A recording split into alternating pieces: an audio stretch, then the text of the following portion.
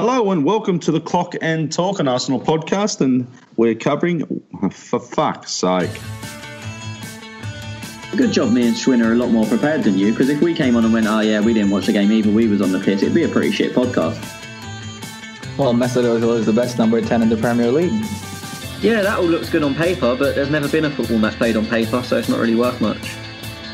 I'm going to make a bold prediction that Jack Wilshere will sign for West Ham United.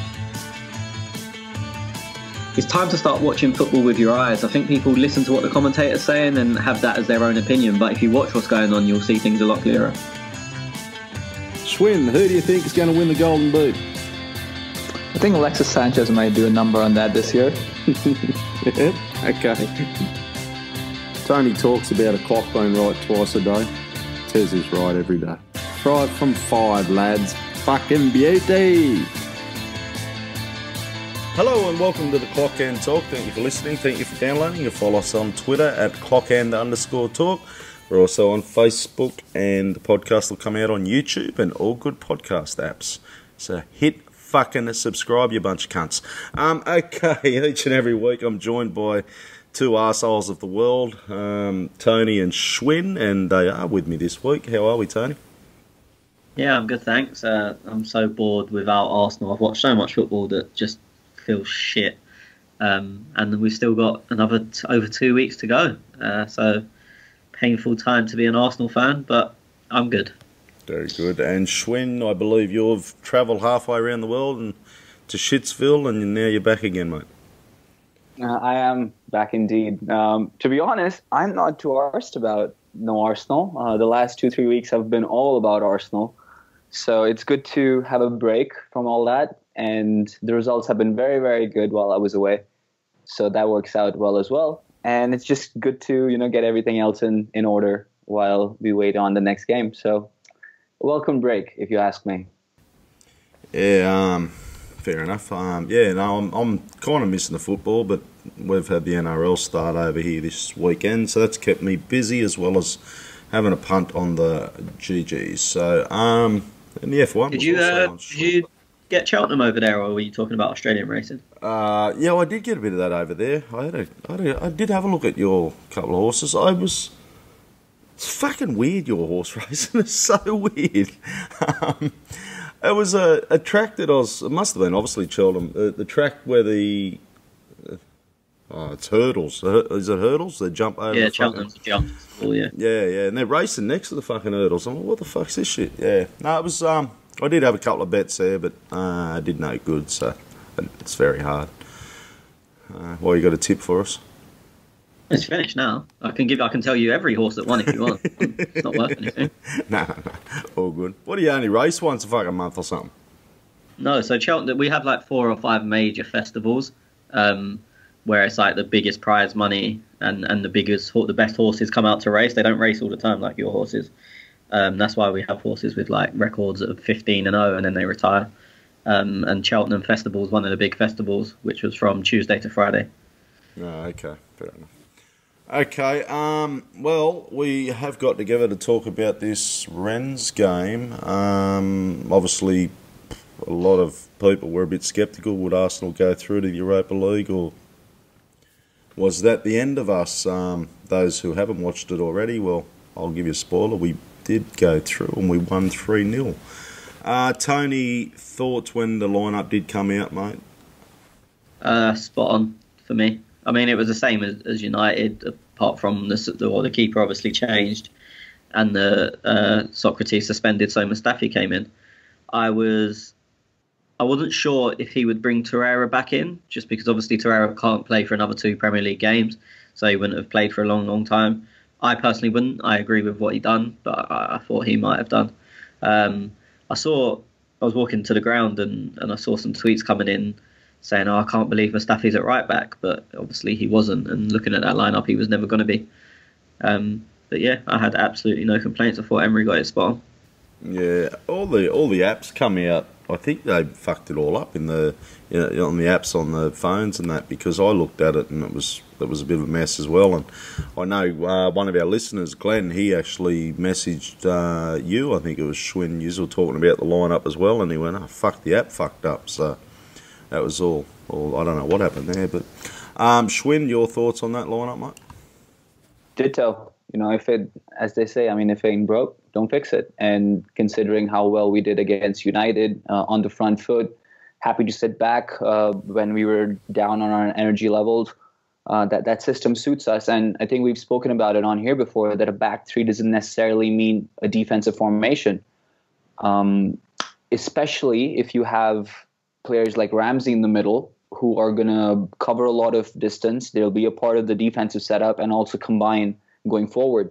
So that, I think, is another reason why Emery is happy playing Ramsey in that deeper role, quote unquote, which we haven't seen a whole lot, because it helps with the defense a bit. And of course, we know Ramsey is very, very capable going forward.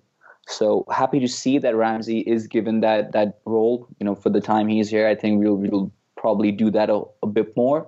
And it brings in players like Mesut Ozil, who are obviously very good in that position. And we can rely on both our strikers instead of focusing on just the one. So happy with the formation and obviously happy with the result. Yeah, I noticed the Ozil fans having a bit of a wank fest over him, saying how great he was. So he ran a couple of metres and they had a fucking wank over him. So it was great to see. Look, it's great. It is great to see that he's getting, he is our highest paid player. So I like to see him start on the fucking field at least. So. Tony, we did exactly what we needed to do, mate. We came out we came out very strong, I thought. Fifth minute and Aubameyang's in. Yeah, the first goal was always going to be vital, because they were going to come and beat shithouses as they were and try and park the bus and defend the lead. And if they're hanging on to 2-0, it's fine. As soon as that lead gets cut to 1, especially if it's early on like it was, they get nervous. Do they then come out and play? Or do they still sit back, and even though now it's only a 1-goal lead? So I think getting that goal so early put so much doubt in their minds. So yeah, the timing was just perfect, really. I'm trying to remember the goal. I think it was a little tap in from Aubameyang, wasn't it? Yeah, Ramsey, low cross. Yeah. Schwinn, continue on, mate. And 15th minute, we get another one. Aubameyang again involved, did very, very well to play to the whistle. It's one of the major rules of football that you're taught as a beginner, that play to the whistle. And although I think he is offside, there seemed to be a couple of conclusive angles. It obviously wasn't called, and he did very well to keep the ball in. I think Maitland-Niles also, deserves a shout here to head the ball into the ground and then into the net, of course, I think was a very, very good spontaneous decision, because I think there was a goalkeeper was close by, and so was a defender. And if you try to head it in directly, I think it gives the goalkeeper a bit of a higher chance to try and stop it. So again, this was the 12th, 15th minute, something around that. So exactly the start we needed, as Tony said. And within the first 10 minutes of the game, essentially, we were level on aggregate and progressing. So I don't think anyone could have hoped for a better start, a more ideal start. I said to you boys before we started recording, because it's been a couple of days since we played this game, and the amount of fucking sports and shit that I've got up to over the weekend, my brain isn't exactly really focused on this game. But they've got, on this fucking website that I'm looking at for the match facts, they've actually given the goal to Maitland-Niles. Assisted by, I just with Schwinn when he said that then. Assisted by Aubameyang. Sorry. Yeah, that's right. Yeah, okay, cool. No, that's all right. I thought Schwinn said it was an Aubameyang goal, that's all. No. I must have misheard you. Still drunk. Yeah, obviously. Have you seen, I don't know if you've seen it, have you seen Ozil's reaction before Aubameyang got that cross in? Yeah, he thought the ball was out. And again, play to the whistle, right? I think he was pretty distraught about how the ball was played back towards them, Kolasinac and Aubameyang. And I think he just figured that Aubameyang and Kolasinac aren't going to go for it. Yeah, it's just funny. What else we got here? Lacazette, yellow card, 32nd minute. Don't remember that at all. I mean, the one he actually got booked for is right in front of me. I didn't think it was a foul, but they were going down. Their whole game plan seemed to be to try and get players sent off. I agree with you there. Yeah, I noticed exactly the same thing with that. Yeah. Like, I mean, there was one where Aubameyang jumped straight up with, I think it was their centre back, and then Grenier came running in saying he's kicked him and he done the action of like a push rake kick at someone's waist, and it was like, come on, the geezer's jumped. Just the whole game. I mean, look, I understand they had a job to do and they were trying to get through, but it's the way you don't want to see football played. And I'm not saying this because I'm an Arsenal fan, but you love to see teams like that go out because it was just absolute nonsense. Yeah, it was very grubby. While we're talking about a big grubby football, what was your take on the referee? Terrible. But Yeah. I mean, after the first leg, I was talking to someone in the DMs, one of our followers, and look, I maintain we're in a second-class competition, so you're going to get the second-class refs, and people can moan about that all they want, but the answer is don't qualify for the second-tier competition. Get in the top one, and by nature you should get a better standard of ref. I mean, look, I'm not trying to be racist or xenophobic or whatever, but a Latvian ref is not going to be able to keep up with the pace of a high-intensity Premier League team and a good, strong professional team in France. I mean, I'm not even sure if Latvia have a professional league. I'm almost certain that referee's not a professional. He's probably got a day job. So, yeah, look, the ref was shocking, but I just come to expect it now. I think, as I said, you're in a second-class competition. You're going to get second-class standards. Mm-hmm. Fair share, and you make a very good point there, but geez, yeah, I don't know if I agree with you. I totally understand where you're coming from, but you know, I think they've got to lift the standard of these referees. You know. Oh look, it has to get better. I agree with you. I'm not saying that's good enough, but that's what you're going to get. I mean, look, there was 4 Champions League games that week, so they're getting the top 4. Then there was, I think, was it 8 Europa League games? You're not, and then obviously you've got the country protection where a ref from a certain country can't referee their same country, or if they have any strong rival countries like Russians and Ukrainians and whatnot, they can't ref that. So you start looking down and you end up getting the 12th or 13th best ref who's not from your country, who's not from a rival country, and this is where you end up. Also, the way they rate the refs, I mean, I spoke about it before, one of my friends used to be a championship ref, and the way they do it in Europe is everyone starts on the... So they give the best refs the hardest games at the start, and what they see as the worst refs, the easiest games. Because they've got the easiest games, they tend to score higher marks because they don't have to make many decisions. There's not much to get wrong. And then when they come to reevaluate, the shit refs have got higher marks because they've had easier games. So they're now seen as the top refs, and they get the better games. Okay. Yeah. So this Latvian ref may have been the first choice Europa League ref. But in the early rounds, because he's Latvian, he may have got, I don't know, I just can't think of 2 shit teams where nothing's going to happen. There's no rivalry. The standard of football's terrible. And he gets a high mark because of it. So then now he gets the Arsenal game because he's got a higher mark from the early rounds. Yeah, okay. So it's just going on like that basis. Yeah, I don't... Okay, I'll move on quickly with this referee. But when it comes to the World Cup playing, you reckon... Have anyone heard of this bloke, or have you heard of him reffing before? And you're talking about there was a couple of Champions League games on as well the day before and whatnot. But when they don't seem to have these problems when the World Cup's on. World Cup's the world, Europe. Yeah, fair enough. Right, Schwinn. Your hero goes off, mate, and Mkhitaryan comes on. And I think at the same time, Iwobi also came on for Lacazette. Yeah, minute later. I think both subs.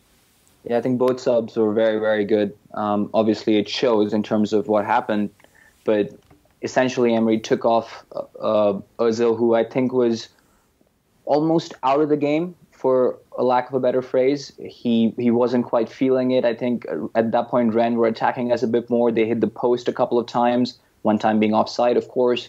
And we weren't enjoying the ball a lot more. We were comfortable, but it basically meant Ozil was, as you say, Tez, a passenger at that point, seemingly. And Lacazette, having been booked already, I thought was, he likes the physicality of the game. He has incorporated that into his game a bit more. and I think he was a bit vulnerable to maybe being sent off. I think there was a close call where the ref could have booked him, and the Rennes players were trying to get another booking to get him sent off, but the ref at that point just calmed things down. So he took these two players off and essentially brought on two ball carriers in Mkhitaryan and Iwobi. And in those terms, I thought the subs were excellent. So I was very happy with what Emery had done, because I was shouting at the screen at that point that let's change things up here. Mm-hmm. Yeah, just on Ozil. Yeah, he did nothing wrong, did nothing right. He was just a player just there for the day. I wouldn't say that. I only said it just to piss MWA Gunner off. Yeah, I mean, I wouldn't say that for the whole game, but I think, yes, in the build-up to the sub, the 10 minutes into the build-up, he was not enjoying the football. Yeah. Since Tony rattled off the other couple of goals, I'll stick with you for Aubameyang's last. Oh, no, you rattle off another one. You can rattle off the one where he pulls out the big super mask. Oh, yeah. Sorry. Go on, Tony. No, go on. You're into mask and shit, so. Lovely build-up. I mean, to start with, I think the play starts down our right wing. Mkhitaryan and Ramsey in sort of a cul-de-sac surrounded by 3-4 players. They get out of there, move the ball laterally, very quick 1-2 with Aubameyang. And Mkhitaryan, I think, finds Kolasinac on the left wing, who played a delicious pass, an easy tap-in for Aubameyang. Obviously, the celebration has, let's just say, wound up a few people on Twitter, including Arsenal fans, that I found a bit surprising.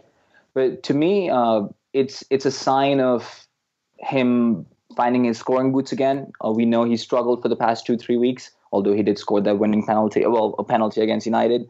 But, he seemed to be a bit down on confidence, especially against Rennes in the first leg, where you saw him on the bench, not very happy with himself. So I'm happy that he's happy. We need him and Lacazette and some of our other players who are capable of scoring as the season winds up. So to me, I don't see it as any other thing than confidence and a brimming smile on his face. So I have no reservations against that celebration, to be honest. Okay. What about you, Tony, on that? Yeah. Well, so I'll go on it, but just about in, he was going to do it against Man United, but he couldn't find the mask. I'm completely not bothered by it. I think I'm not entertained by it, but I'm also not a negative on it. I think people are making a meal out of a Mars bar.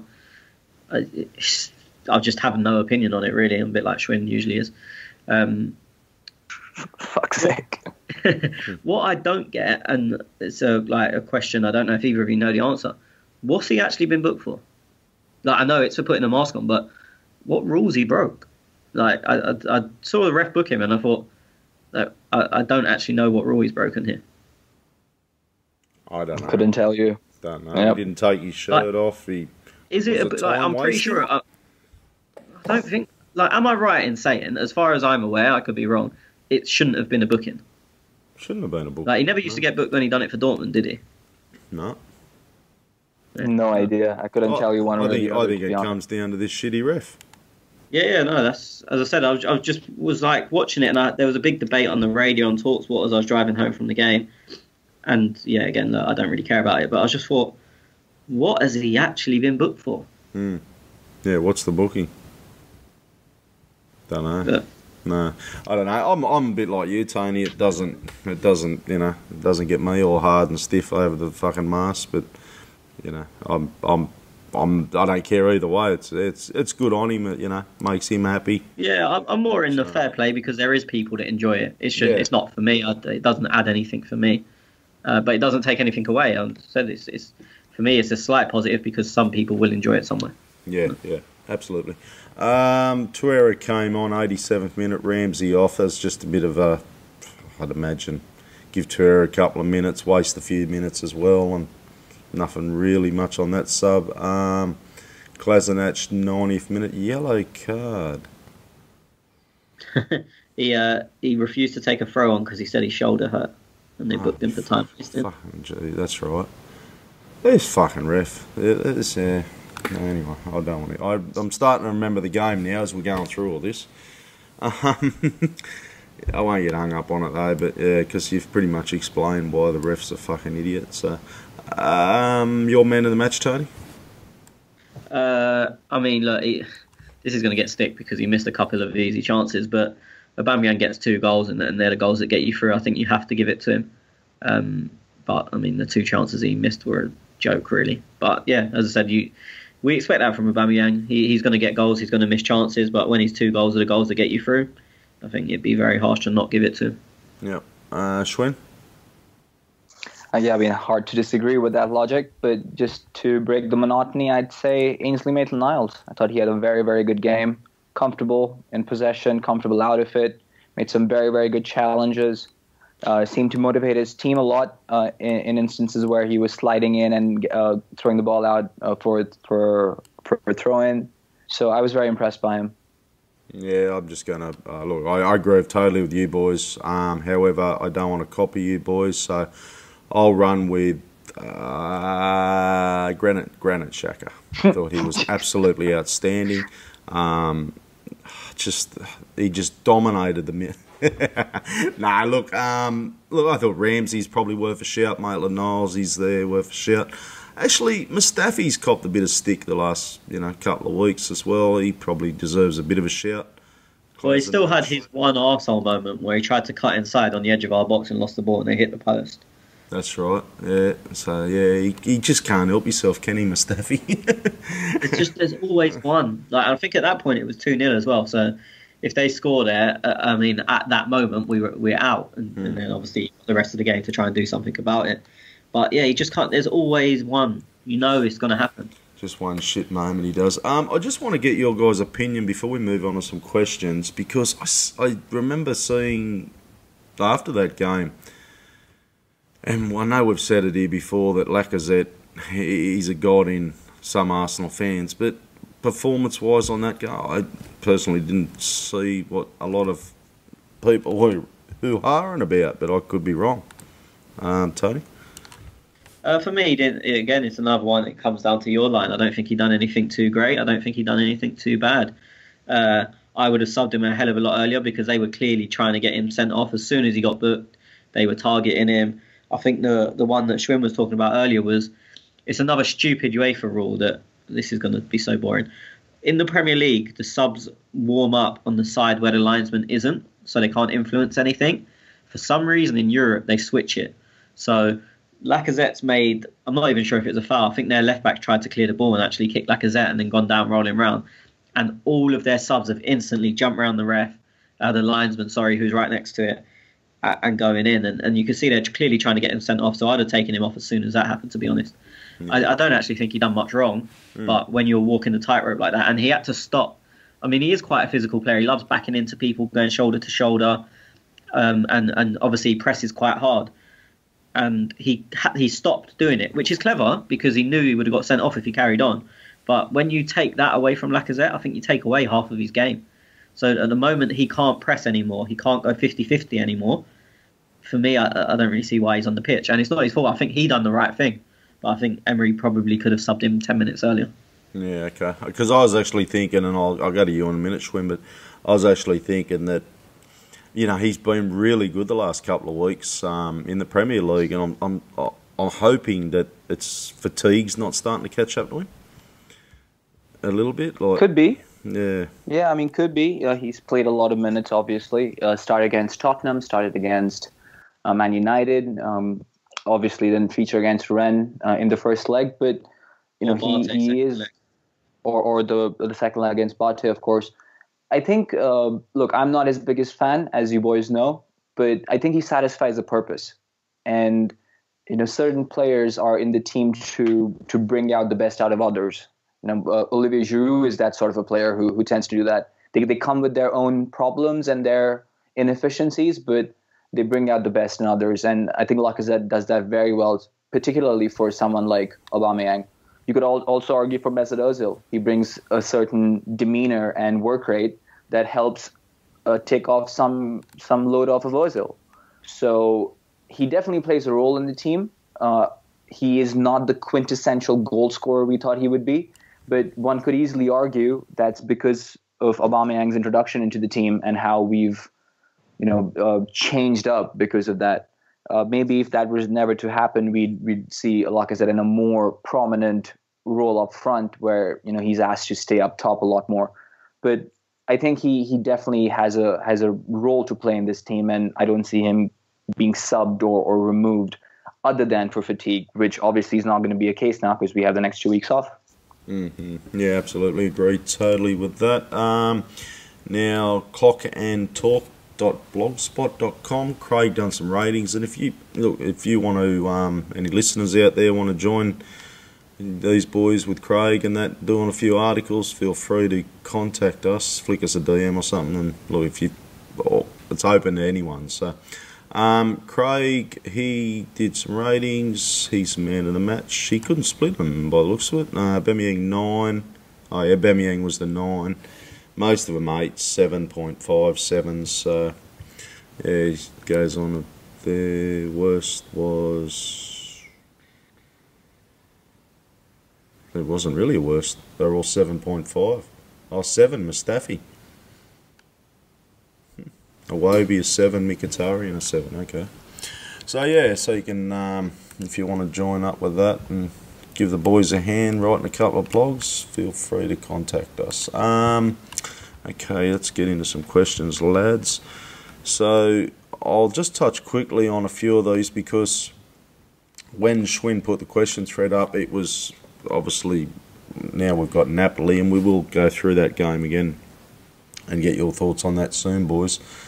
Schwinn worded as also comment with the opposition of your choice, so I'll just do a quick couple of shout outs, Schwinn, on what people thought. Femi, I think it is. He was hoping we'd get Frankfurt. PM, he wants a Santi derby. We are Arsenal. He asked a question: how will we replace Ramsey? Any thoughts? I think we've touched on it a few times, Tony, but I'll get your thoughts again, mate. Again, I still don't think you can replace a Ramsey. In terms of style, there's not too many that play like him. You can go down a different route. I mean, look, it also depends what system we play in. I mean, I know the last 2 games he has used Ramsey in a 2, but I don't think he ever saw Ramsey as a part of a 2 in midfield. So in that sense, you don't need to replace him. He's also not a 10. He's an old-fashioned midfielder, which is not really in the game anymore. So I'd argue that you don't replace Ramsey. You go a different route. So you don't go like for like, and whether that be, look, I'm not advocating this because I don't want it to happen, but whether it be a Banega or someone like that, I think you go a different route. I don't think you directly replace Ramsey. Mm-hmm. I am North. He's asking for Chelsea and Napoli. So you got your wish, buddy. We got Napoli, and on that we will touch. Dave Squires. He says, "Don't be surprised to see Frankfurt in the final." Okay, I'm not up to German football, but obviously they might be going pretty well. Thoughts on Napoli, Schwinn? Look, it's not the ideal fixture. If I had to choose, I'd probably choose one of the Spanish teams, to be honest, or obviously Slavia Prague. But I think it's now a time where we need to be challenged a bit more in this tournament, only for the reason that if we go through, then that gives us a major boost. And if we don't, then we have enough time to focus on the Premier League as our way into Champions League. So I think it's going to be a very good test. I think Napoli are not the outfit they were last season. They've struggled a bit. They've obviously lost a couple of players. There was some talk that Diawara and Insigne are not going to be fit for that game. I'm not sure how true that is, but obviously that's going to be a big boost. Just quickly before you go to Tony on this, I just say that Naples is a notorious place. So for anyone traveling, I'd recommend traveling in groups and just being a bit careful with what you opt to do out there. Okay, Tony, your thoughts on that fixture, mate? I think the toughest draw we could have got. I think the only thing that made it a saving grace was that we was at home second, and then that got reversed as well. So, yeah, look, it is going to come down to a case of they say to win something you have to beat the best. We all know that's not true, but I think the way this tournament goes and the way the draws spread out, that to win it we are probably going to have to beat all the best teams. I mean, obviously we've got Napoli now. Then if we beat them, it'll be Valencia or Villarreal, and then if we beat them, it looks like it could potentially be Chelsea. So we are, I think, as of before the draw, the three favourites were Napoli, Chelsea, and us. I'm not sure in particularly what order. So for us or Napoli to win it, you're going to have to beat two of the other favourites. So it is the hard route. Yeah, it is what it is. Have you checked the odds? No. No, never have I. I'd imagine I'd imagine they'd be favourites. I mean, for the tournament now, Chelsea will be favourites because they got the easier draw. In terms of just between us and Napoli, I'd imagine we'll be favourites for the home leg. They'll be favourites for their home leg. For the tie, as in who goes throughout from the tie, I'd imagine, without looking, it would be very close, but probably just them. Yeah, okay. I just had a quick look. Odds aren't even up yet, so. Okay, I have no idea what this bloke's name is. I've absolutely. Oh no, he's got another thing. They're every minds. Okay, what's in a different fucking language? Man's hard enough to fucking learn fucking English, let alone read another fucking English. Aaron Ramsey's performance last two games shouldn't be overlooked. He's worked his socks off past two games, even though he's signed a contract with Juventus or Juve. We miss him when he's gone. Plus, I'd like us to face somebody but Chelsea, not just yet. Aubameyang's celebration as well. Schwinn, you want to tackle into that, mate? I mean, I'll just talk about Ramsey because we obviously touched about Alba's celebration. I think a player of Ramsey's quality and attributes will be missed by any team, but the fact that we're letting him go and the fact that we decided we let him go, I think, speaks to maybe a different sort of player and player profile we'll be looking for. So maybe there is some thought to this madness. And I mean, at least that's the optimist in me. So maybe we won't miss him, but arguably we will, because there's nothing that Ramsey brings that you could say is not required in a team or in an outfit. So it's a tough one. I'm going to miss him for sure. I can tell you that. Mm-hmm. Just this bloke's got me a bit baffled. He's talking about Frankfurt and he reckons they're going to be there in the end. So they've been very good in the Europa League this year. They have a few forwards that have a few tricks up their boot. I think what's his name? Luka Jovic scored a very, very good goal against Inter in the second leg.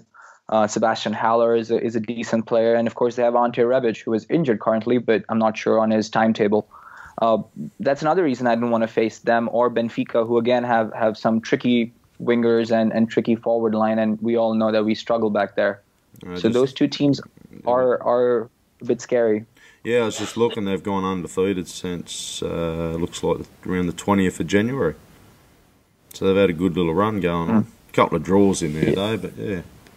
Okay. And I think Haris Seferovic might be the top scorer in the Europa League this year for Benfica. I'm not sure, but I think that might be accurate. Okay, I'll take your word. Where are we? We've got a bit of a thread going here, Tony. Where do you think Maitland-Niles' best position is?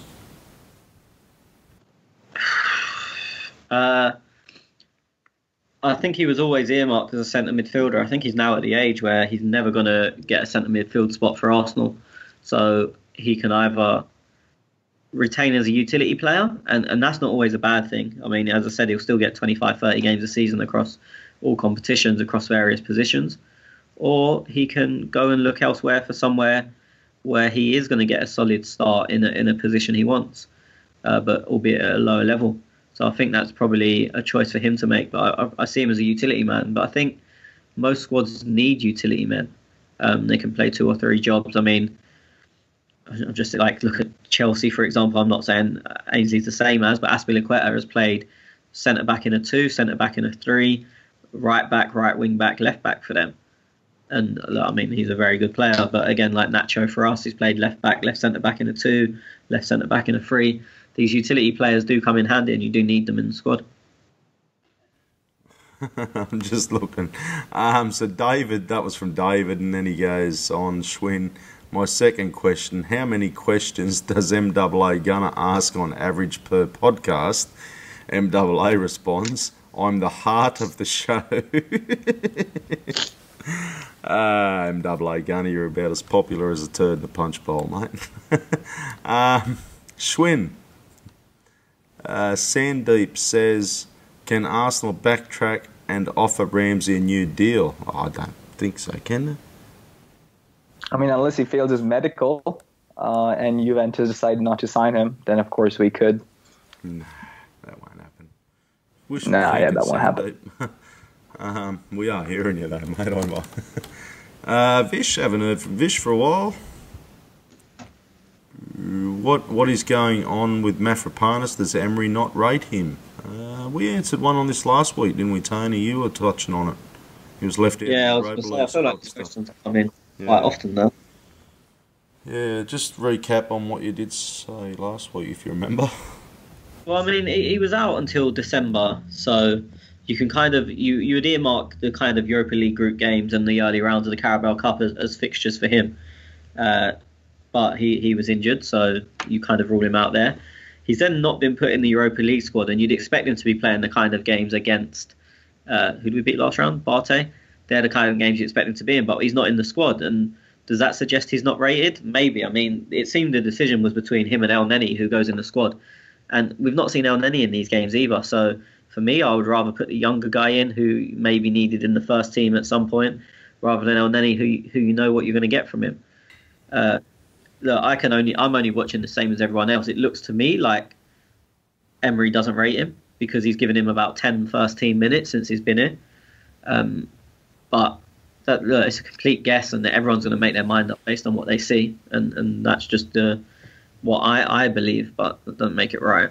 I wonder if we're still in the FA Cup and you know we're in the EFL Cup as well. I'd probably. I mean, the EFL Cup's finished. Yeah, but if we went the distance in that, I wonder whether he gets minutes. So. Well, I mean, he didn't play against Blackpool either, which I think by then he was back. And Blackpool away in the cup, you'd fancy. I think Socrates and Mustafi played. I know Socrates definitely played. And again, you feel that that's a chance to give him minutes. But who knows? Maybe he just wasn't fit enough and he wasn't back fully yet. But looking on from what we know, or what we think we know, it just looks like Emery doesn't really fancy him. Even, as I said, he got 10 minutes against City away, and then we've not seen him since, not even on the bench. I think they'd loan him out, wouldn't you? I can't. Window's closed. No, but in January, like. Yeah. I mean, the moment they didn't announce him in the squad, it kind of. So, I mean, that looks like from our point of view that they have no intention of using him. So I'm surprised they didn't. To be honest, I think. To be honest, I think they kept him because if we were doing shit in the league, similar to last year, how we had to sack off the league and just go for Europe. And that was when he got his break, and he played against United away, Leicester, Burnley, and I think he played one other. That was how he got his break, when we'd basically given up on the league. And maybe they kept him for the same reason, whereas if we was flopping in the league, but we was in the quarters or semis of the Europa League, and we had to go first team in Europa League and then play our reserves in the league, then he was kept for that reason. He's going to go there, yeah, maybe. Okay, Schwinn the Plug says, I haven't heard from the Plug for a long time. Schwinn's bestie. Yeah. Good to see we've got a good fucking listener here. With the clogging up of fixtures, with us playing Watford on Monday, then Napoli away on Thursday as an example, then another game on Sunday, do you think despite the congestion of fixtures we could still push for both Europa and top four, or do we need to prioritise one? I mean, I'd say the same thing we've been saying all season, that we take one game at a time and make a calculated decision on which to prioritize. But my question is back to you guys. It's a bit more administrative. Do you think that the Watford game gets moved? Because Monday and Thursday are a bit too close, aren't they? Same as Thursday, Sunday. Yeah, but it's an additional day, isn't it? Monday and Thursday. No, but I'm saying Sunday. The week after we're playing Thursday, Sunday, so it's not too close. If they move it to the Thursday, then the first leg is 3 days. So either way, there's only going to be 3 days between one of the games. So if Watford 100% won't be moved. But if they moved it to the Sunday, we'd be playing Napoli at home and then playing Watford away. Because the games are only a week apart, you've got to have a 4-day rest and a 3-day rest or break. So it's going to happen one way or the other. When are they putting the Wolves? Where's the Wolves game going to now? Because it depends how far they get in the cup. Okay. That was supposed to be yesterday or today. Today, yeah. So but obviously they won yesterday, so now it's fuck knows, to be honest. Yeah, I agree with you, Schwinn. They have to, take it day by day, but at some point, I wonder which this would be very interesting, and we may even get to this stage, boys, and let's touch wood, we do, and I don't put the jinx on it. Let's say we get into either the semi-finals or the finals of the Europa League, and you're 2 points just in the top 4. Fucking, where are you at then? Are you thinking just play your best, or Yeah, you've got to go for both in that situation. You've got to go for both, haven't you? Yeah. So that could, hopefully we'll see what happens. Pierre-Emerick Aubameyang Golden Boot. If you had a choice between Champions League via top 4 or the Europa League, what would it be, Tony? This is a really difficult question to answer because top 4 is not a trophy. I think the reason people label it as a trophy is because it gets you into Europe now. Because it gets you into Champions League, always has done, sorry. And so people label it as a trophy. You can't beat a cup final day out, and winning a cup final. So there's, on one hand, you get the trophy, but then on the other hand, league table shows consistency. You can't fake a league table. You can't do it on 1 or 2 good results. It shows consistency over a season. So on one hand, you'd much prefer to be consistent over the season and earn your place that way. On the other hand, a cup final is a fucking brilliant day out. So it's individual. I probably would prefer the league as much as I love cup finals, because you're literally 90 minutes away from failure. You can have a cup final, you can have a bad day, get a player sent off after 5 minutes and fall apart. Whereas a league, if you get a player sent off after 5 minutes, it affects 1 game out of 38. Well, even if you come up against Chelsea in the bloody cup, it's not an easy fucking game. No, but as I said, one little mishap can ruin a whole cup competition. Yeah. Whereas in a league, it's how you bounce back. I think I'd probably prefer to qualify via the league. But there's no right or wrong answer here, and I wouldn't be surprised if other people have different viewpoints. What about you, Schwinn? I'd take the Europa League. I'd take a trophy.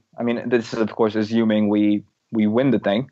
But I think, I'm not sure what the financial remuneration is if you finish 4th versus if you win the Europa League. There's no money in the Europa League. Is there not really for winning the whole thing? No. Wow. So, and do you know what to do? Saying that, I think I might be wrong. The difference in league positions are worth about $1 million, give or take. Yeah, per position. That was going to be my next question. What's the difference between 4th and 5th position? But I take a trophy, and considering we've not won the Europa League ever, I take it. I think it's also something to decorate Emery's first season by, and it obviously gives the players a boost in one way or the other, I'd imagine. So I'd take Europa League. I'd take Europa League this year. However, it wouldn't be something that I'd want to go down the path of every year, because 100%. I think a top 4, as Tony said, shows consistency. So if for me this year, if Emery gets top 4, I'd probably say we were lucky. I still need another season or 2 to see what type of manager is, because we've all jumped on this podcast at weeks and we've gone, what the fuck is going on? So I'd say it's a little bit of luck for him to get a top 4. I'm not going, oh yeah, we are a top 4 team. I'd be going, we're a top 6 team with some luck. Yep. I personally don't believe you can be lucky over the course of a season. Yeah. Look, I'm not saying that makes me. I'm not going to come on here if we get top 4 and say Emery's the saviour and he's the best manager on earth. But personally, I think it's harsh to say, if we get it, he's been lucky, because I think over 38 games, you are where you are. For me. I don't know. I think I agree with Tez on this, particularly because if you see what United went through in the first half of the season and Chelsea's moody nature, I think we have been lucky. And we've spoken about how during the first 22 games when we went unbeaten, we were converting more chances than the average team. So I think there has been a bit of luck. You obviously buy your own luck, but when you look at the external factors with United, with Chelsea. Maybe Tottenham's luck is now run out in a way. They've lost some of their legs. They're still in the Champions League, which is obviously going to be a burden on them, I feel. I think Tez might have some substance to the argument. No, I mean, I get where you're coming from, but also that would mean that you say whatever one of them teams has missed out as being unlucky because they weren't very good at times. But the fact remains, it's their own fault for not being very good at times. I think that each team is in control of their own destiny over a 38-game season. And you can't control what another team does. And if that team is bad for a spell, or if their manager's shit for the first 6 months, which everyone knew was going to happen anyway, then that's not another team being lucky. As I said, Man United are in control of their own destiny. They could have got rid of Mourinho in the summer. Everyone knew what was going to happen. That it doesn't make us lucky that they were stupid, and it doesn't make us lucky that Sarri seems to want to argue with his players all the time. You're not in control of what other teams do, and if they fuck up, I don't think you can class that as lucky. It's different in a direct match where you get battered and the team scores an own goal in the last minute or something ridiculous. And you go, we got away with that one. But I think over the course of the season, I think there's enough time to sort anything out. As United have shown, that they're back well in the hunt, even though they basically had 4 months of disaster. I think over the course of the season, you've got enough time to sort yourself out. And I don't think any team can be classed as lucky because what another team can or can't do. Mm-hmm. Because otherwise you could go, they're lucky we didn't sign Messi in the summer. Yeah, I'm putting it down to I think our games have been lucky though. I think some of the results. Oh, we've definitely had some. Have gone our way. That's what I'm saying. Yeah, but I think over a 38-game season, I agree with you. We've definitely been lucky at times. I'm not trying to say we're the best team in the world, but over a 38-game season, it's been the other way. I think United, we created a shitload of chances. There's been a Chelsea, we created a shitload of chances and didn't get anything. And they're the points against the others of the top 6. You had 5 more points on that we arguably should have had from them games. And the table looks a hell of a lot different. Tottenham, we missed a penalty in the last minute. You had another 2 points on. So an extra 7 points. And you think, fucking hell, that's a huge difference because they're all against the other teams that are in and around us. So I think, look, we probably have been on the fair side of luck, but I wouldn't say it's like a massive swing. There's game Wolves comes to mind where we got battered. Palace we probably should have lost.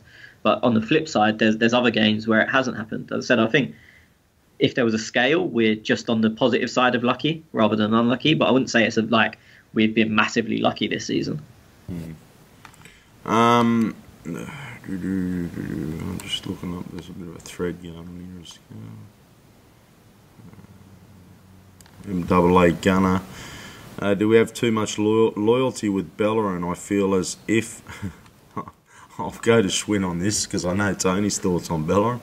I feel as if there was another right back that was better for him, which I'm sure there will be. We wouldn't go for him because we have Bellerin. And I'm sorry I balls that question because my phone's ringing at the same time I've reading the question, Schwinn, so go, mate. I don't know what to make of this question, to be honest. I mean, look, for me, loyalty doesn't exist in football anymore. I think we're past that phase, and we have been for a while now.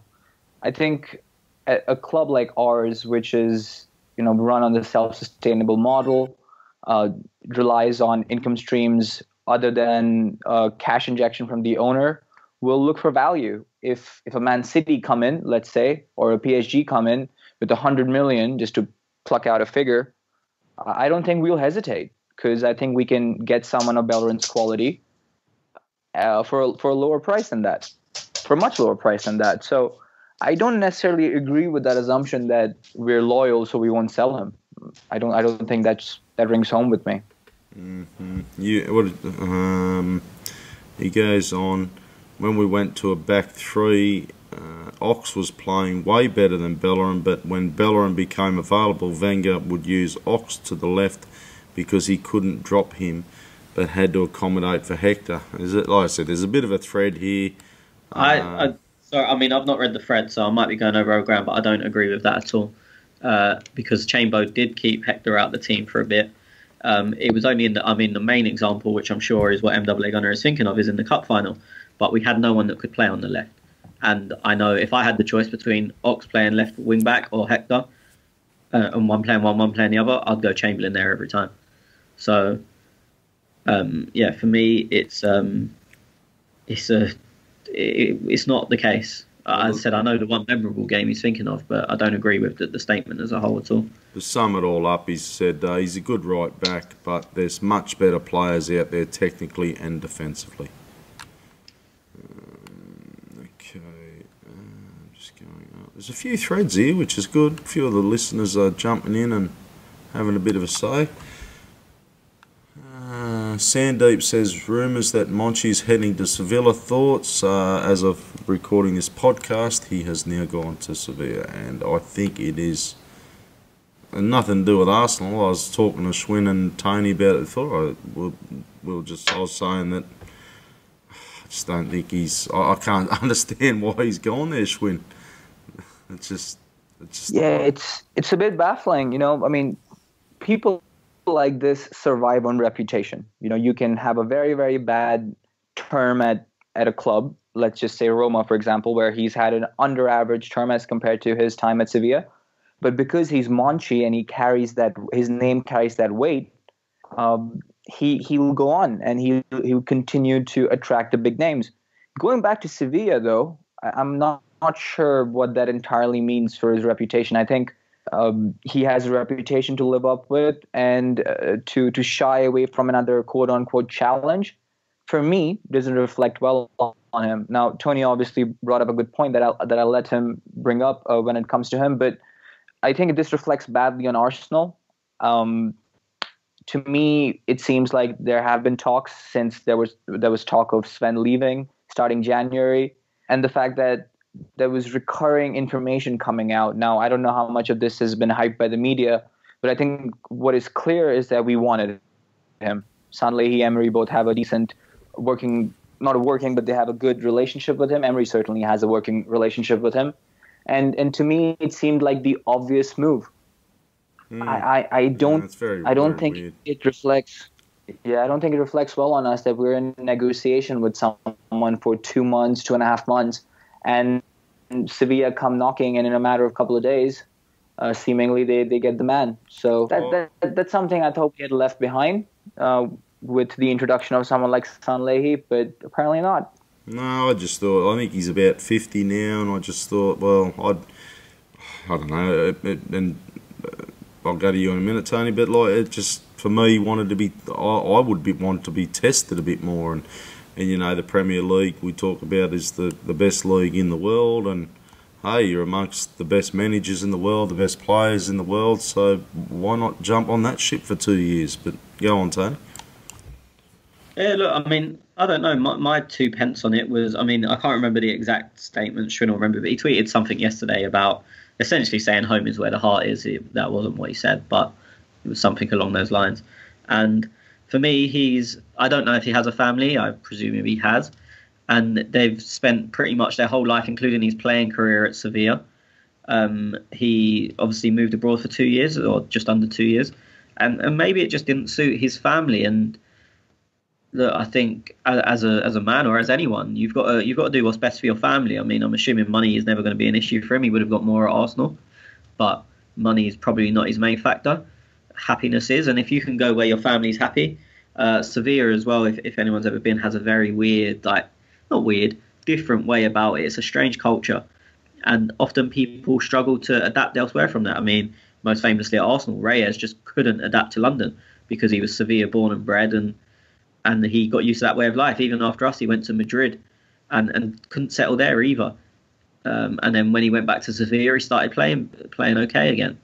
It's look, for me, maybe it's just a family issue. I don't know. Like, his family, he's probably more comfortable in Sevilla doing what he knows, has probably complete control of the club. No one really scrutinising him. And as I said, you've got to factor in family as well, because we factor in, if I got offered a job in fucking Latvia, I would factor in what my family would want to know about it and whatnot. What do you have against Latvia? It was the first country to come into my head because we've said it so many times today. I'm not saying it's bad. Latvia could be brilliant. I have no idea. But I would factor in whether my family want to be there, what it's like, what education's like, what the social life is like, blah, blah, blah. But when we're talking about footballers or people involved in a football injury, we as fans, and I'm the same as everyone else, we never consider this. We never think, he's not going there because he doesn't want to live in Latvia, or Liverpool. No one wants to live in Liverpool. Yeah, you make a good point, because there'd be no way in the world I'd fucking move to England. Well, no, I know you're taking this, but it is a point. If you got offered double your money in England, but your missus really didn't want to go, or your kids really didn't want to go, then you've got to make that decision. And yeah, no, I know. As I said, we don't consider that usually as fans, but I think we probably should do more often. Yeah, absolutely. Okay. Just to point it out, we don't want you here. Stay in Australia. Thank you. Mate, I'm not built for that snowy, cold, miserable shit. I seen, it's funny enough, who was that bloke? That bloke from Arsenal Fan TV on Twitter banging on about the weather over there, and I thought, fuck me dead. Your own people are even complaining about the weather now. No, but that's what we do. As like when you're born British or English. DT it was, that DT bloke. Yeah, I mean, look, when you're English, you're born in England, you're born with the right to moan about the weather at all times. It's either too hot, too cold, too rainy, too windy. It's never nice. It's always, when it's hot, you're going to get some cunt moaning that it's too hot. When it's cold, there's going to be someone else moaning that it's too cold. It's a British right. Like, it's in your passport that you're allowed to do it. Fair enough. Where are we? Because MAA Gunner, he's got about 10 questions here, so let's see what he's on about. Since he's the heart of the show, we better read them. Can we rename it to MAA Gunner Talk next week? We can name this podcast episode MAA Gunner Talk if you want. It's your podcast, mate. I'm just a guest. MAA Gunner, what is the worst refereeing display you've ever seen? You've seen in an Arsenal game, and the worst in any game? For me, it's probably Chelsea versus Barcelona. Schwinn, you got any? Your memory's a lot more. Nah, yeah, Tony's the one with the elephant memory on this podcast. He's our resident historian, so go on, Tony. I mean, look, that Barcelona-Chelsea one was an absolute disgrace. I'm not sure, because especially with Arsenal games, you kind of feel like the grievance at the time, but then because no one speaks about it years on, you kind of forget about them. Whereas that Chelsea one has been spoke about for years.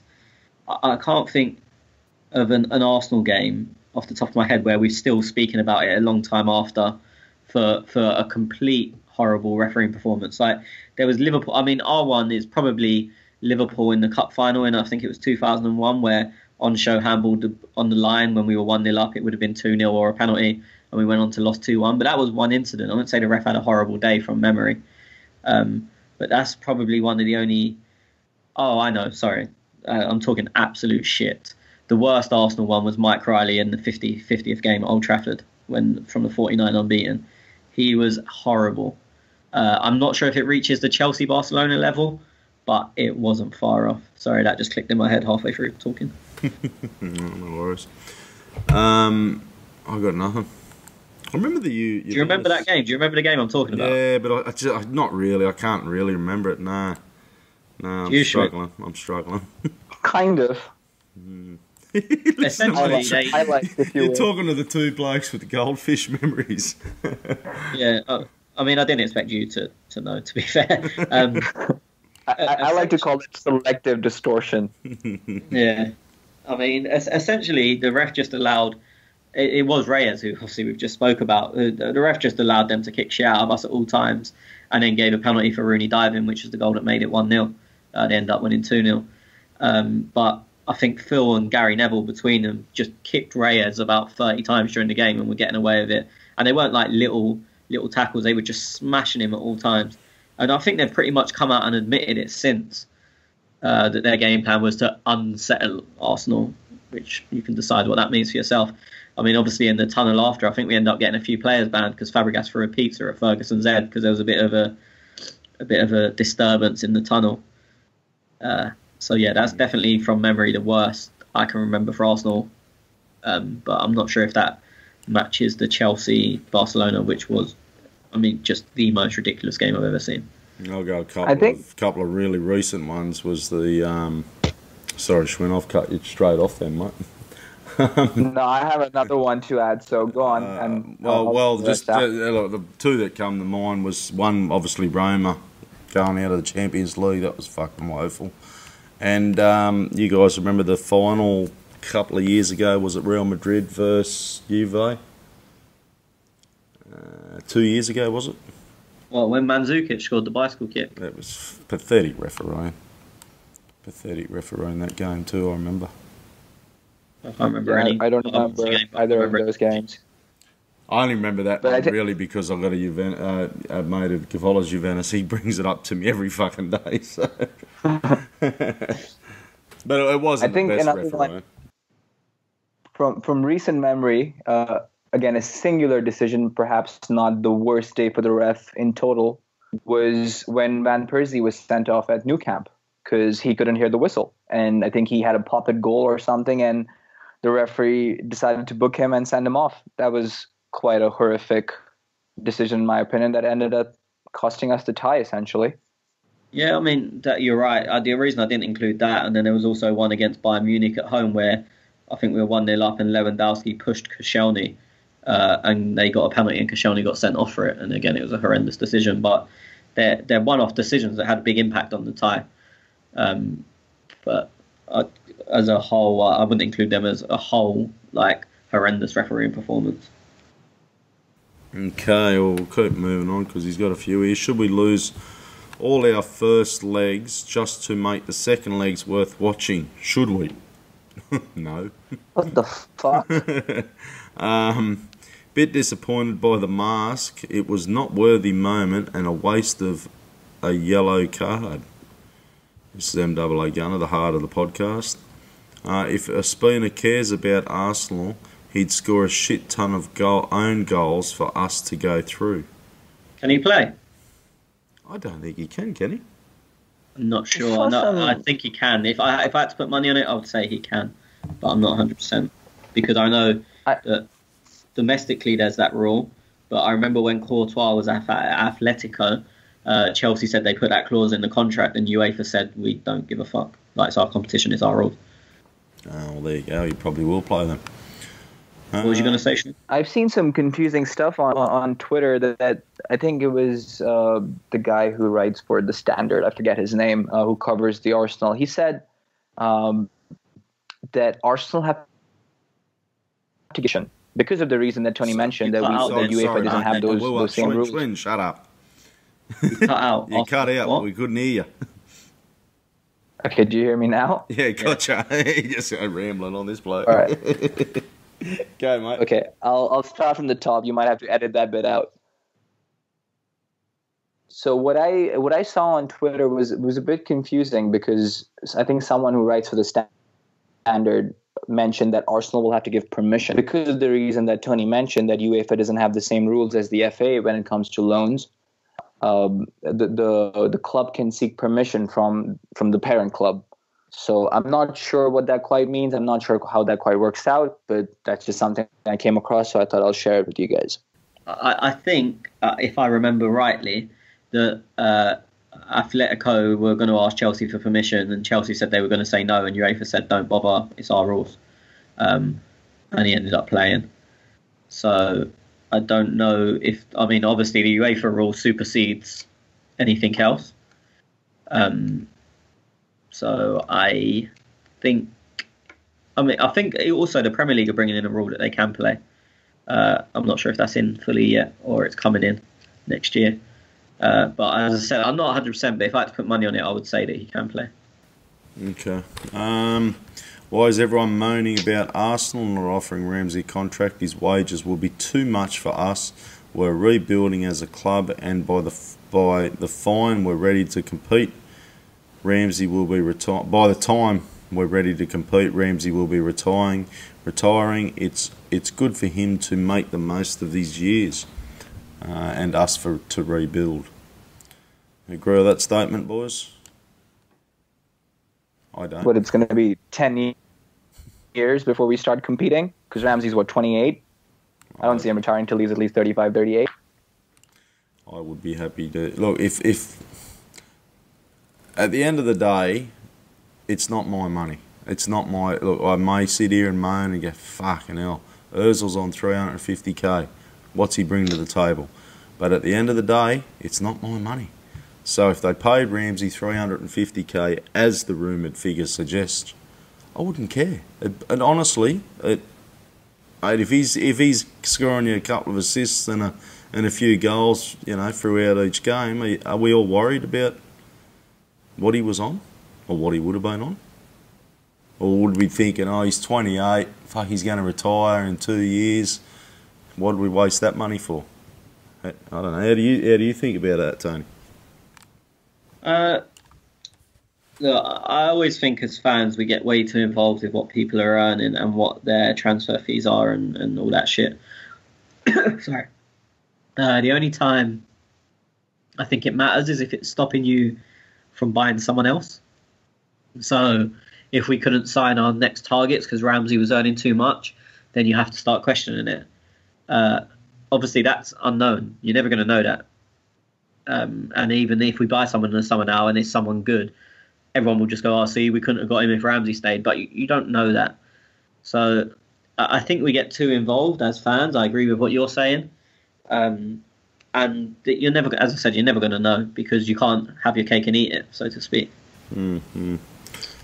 It was a rumour running around, was it last summer or the summer before, that we were struggling to buy players due to our high wages and the money coming in or something through sponsors or some shit. That was another 7 million annual rise. Something like that. Yeah. So, no, that doesn't mean much to me, all that shit, but apparently it stopped us from buying players. Well, I remember I tweeted about it in depth and had so many people argue with me that we couldn't re-sign Ozil. This was last January. We couldn't re-sign Ozil, Ramsey, Jack, and sign Aubameyang and Mkhitaryan. And everyone, and Welbeck, sorry. And everyone was telling me that I'm clueless and I don't know and blah, blah, blah. And I remember going so in depth and doing the maths and actually tweeting out the maths. And I'm only bringing out this story because I was right. If I was wrong, I'd never have mentioned it again. Again, obviously, it led to us getting rid of Walcott, Coquelin, Giroud. No, Jack didn't sign. Alexis went. Danny's not going to sign by the looks of things. Ramsey's not signed. So, I mean, I'd imagine that it was a big factor. As I said, I was convinced it was at the time. And what's happened since has sort of proved that. Mm-hmm. Oh, fair enough. What do you put our good form down to? Only a few weeks ago we were playing average football and then suddenly we've become more free-flowing and better defensively. Is it Ozil's return to the squad or Mickey back from injury, or maybe four of best players playing together, Tony? I mean, look, Mickey's been exceptional since he's been back. And to be fair, I thought he was very good when he came on for the final 20 or whatever it was the other day. Have we returned to good form? I know I said this a couple of weeks ago. I'm still not sure. I still wouldn't say Arsenal are on a strong run of form because look, you look at United game and it could have gone either way. We won it, fair enough. But then we beat Chelsea in January 2-0 in a very similar kind of performance. You look before that, you can say, that we beat Rennes 3-0, but we're only classing that as a good result because we lost the first leg. Had we won the first leg 2-0, 3-0 like we was expected to, then no one would be going, look at that result. We beat Rennes 3-0 at home. So we've kind of made ourselves believe that's good form because we fucked up in the first leg. Tottenham game we played very well. And maybe it's just a case of we've done very well, Liverpool away aside, against the big teams all season. And maybe it's just continued that we played the big team. Our only recent games have been Rennes, Barté and the big teams who we've done well against anyway. So I can't really answer the question and say what's caused us to be in good form because I'm not really sure we are. Although look, it does look a hell of a lot better playing our what I would consider and what most of us consider our better players in Ramsey, Ozil, playing Lacazette and Aubameyang together. But then we forget that we didn't do that against Tottenham, and that was again one of the performances that people think that caused us on, that are making us say we're back to form. But you say because we're playing our four big names, but Aubameyang and Lacazette, one played and then the other one came on for them. Ozil came on with like 15 to go. So I don't know if there's any correlation, is basically what I'm trying to say, in the longest way ever. Yeah, look, I would, no, it's not really answering the question either, but I would say we're probably maybe a bit more consistent than at the moment Man United, Chelsea, who are behind us, like going into the last stretch of our home games. I'm a bit more confident than if I was a Man United fan. I wouldn't be as confident, or a Chelsea fan. I get where you're coming from, but over the last 5 games, I don't know this, so I could be talking shit, but I'd imagine United have more points than us over the last 5 or 6 games. Good point. I haven't looked over. No, good point. I mean, I'm pretty sure they have. But, so then again, you saying, we're more consistent than them. Over what period? Over the last week, because we beat them and they didn't. So we picked up 3 points and they never. But how long do you want? How long is form? And look, you can't answer this question. But when you say, we're in good form, how long is form? Is form 1 game, 10 games, the whole season? Like, what? Do you know what I mean? It's one of them. Yeah. There is no answer. It's how long is a piece of string sort of question. Well, I suppose, I've just looked at, obviously them losing the FA Cup over Wolves and then losing us. So they've lost, obviously, 2 in a row. But then they beat PSG, so what do you do? Yeah, I mean, and they were beating PSG while we were losing to Rennes. So if you're going to include other competitions, again, it's very, it's one of them, as I said, it's the question of form and how long form is and what form is even. Okay, Cosmobuta Schwinn, I'd like for us as fan base to not fall in the same trap we fell into when we kept trying to find the new Vieira for years. Now that Ramsey must be replaced, that being said, and the new Ramsey's squatted aside, what are you guys looking for to fill the gap? Sort of touched upon this, haven't we? It's like beating a dead horse at this point. Yeah, okay. Well, he goes on and says, obviously, if someone were to kick out Chelsea and Napoli for us, well, we got Napoli, so that's not going to happen. Who's Chelsea got? Anyone? No, is it Slavia Prague? I think so, but I'm not sure. I know it's not a tough draw. I think it's the easier draw. Oh, they got pretty easy, okay. Did they beat bloody somebody? Dynamo Kiev. Yeah, they played a good game, that mob. I know Prague beat Sevilla. Prague beat Sevilla in extra time. No, they beat bloody... Fuck, I watched that game. Prague beat Sevilla. Yeah, okay. In extra time, both legs were 2-2 and they won. They scored in extra time. Fucking hopeless.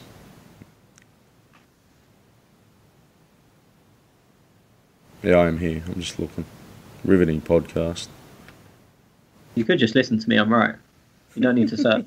No. I was looking for some. Chelsea. No, they beat. Dynamo Kiev 8-0. No. Who's Frankfurt beat Inter? That's what the other one was. Yeah, 1-0. 1-0. Okay. Anyway, said that an hour ago, but obviously you don't. I don't listen to what he says. I do, mate. He doesn't. I don't feel bad about it, you know. Well, start feeling. You don't have to console bad. me. Start feeling bad, mate. You're a fucking miserable cunt. Fair dinkum. Get on with it. I want you feeling bad. I'm trying to. It's fucking thread after thread. Questions all over the joint. Oh, let's just go up here. If I missed your question, well, fucking can't find the cunt. Vish, do you think Emery will retain this attacking team selection for the remainder of the season, or will Ozil and Ramsey fall victim again?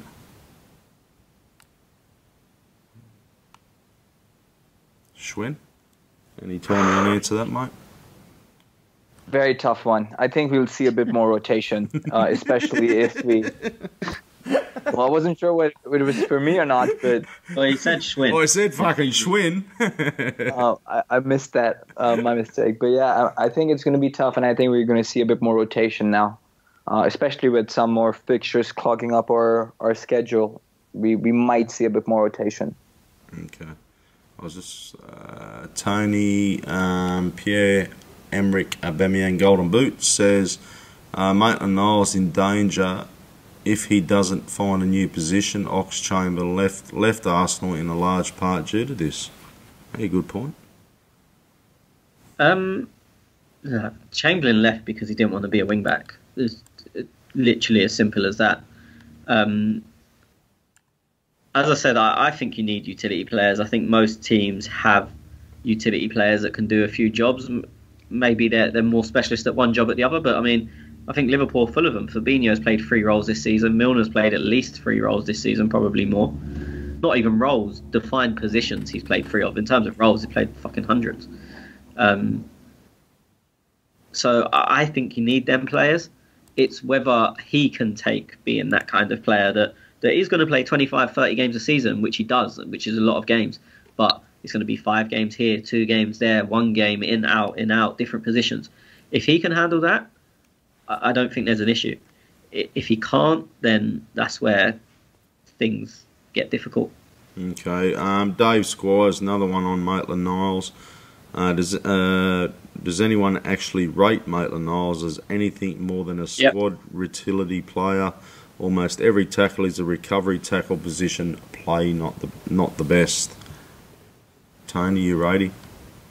I mean, yeah. Look, he's probably a squad player. That's what he is. And it's difficult to be anything but that when you don't get a run in the team in the same position all the time.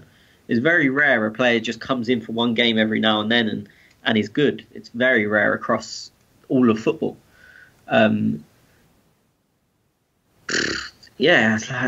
really know what more. His positioning isn't brilliant, but again, that's also a symptom of being 21, 22 and played 4 or 5 positions in his career. I don't think he'd ever played fullback until last season, and then playing wing back this season. He'd probably never played there at all until a few weeks ago. So I don't expect his positioning to be brilliant. I mean, we're lucky that he's got amazing recovery pace.